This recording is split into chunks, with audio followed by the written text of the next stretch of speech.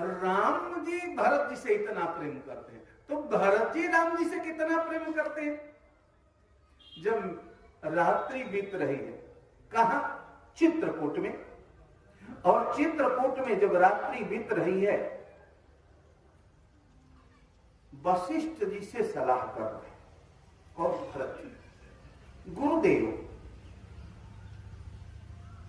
कौन ऐसी बात रखी जाए, कौन सा ऐसा उपाय किया जाए कि राम जी उसको स्वीकार करके और अयोध्या लौट जाए? बहुत चर्चा हुई, बहुत चर्चा हुई। तब वशिष्ठ ने एक उपाय बताया।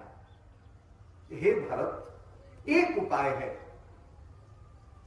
उस पर राम बिना विचारे लौट सकते हैं। कौन सा उपाय है? बोले, सखीजस राम लकर कर जोटा, तैसे ही भूख संग दोई जोटा। भरत राम ही की अनुहारी, सहसा लखिन सकहि नर नारी। विश्व भरन पोषण कर जोई, ताकर नाम भरत सोई। विष्णु ही हो तुम। भक्ति भक्त भगवंत गुरु चतुर नाम बकुए।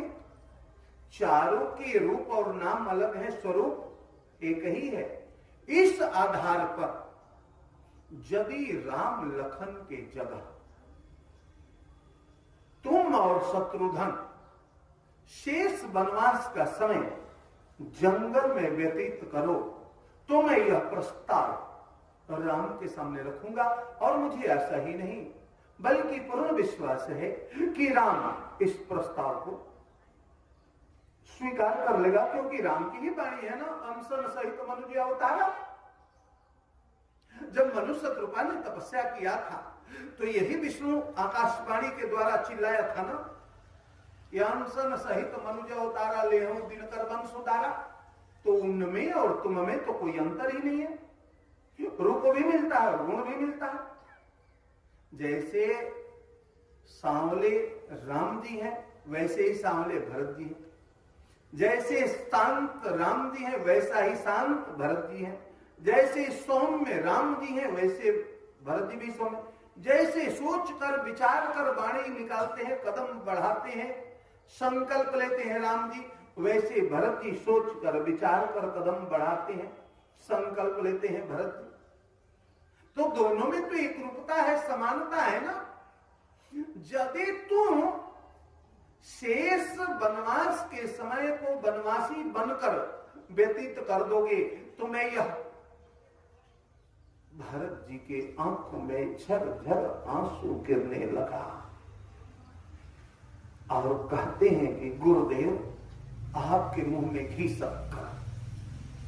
रही बात शेष समय की, नहीं गुरुदेव नहीं, आज मैं आपके सामने सौगंध खाकर कहता हूं, यदि यह प्रस्ताव प्रभु श्री राम स्वीकार कर ले तो 14 वर्ष की अवधि को बढ़ा दो,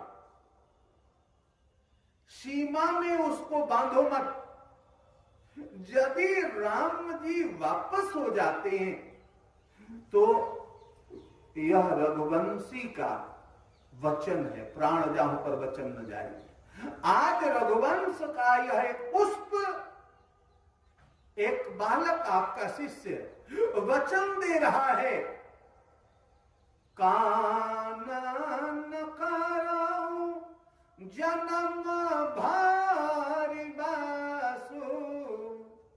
अरे कानन कराऊं जन्म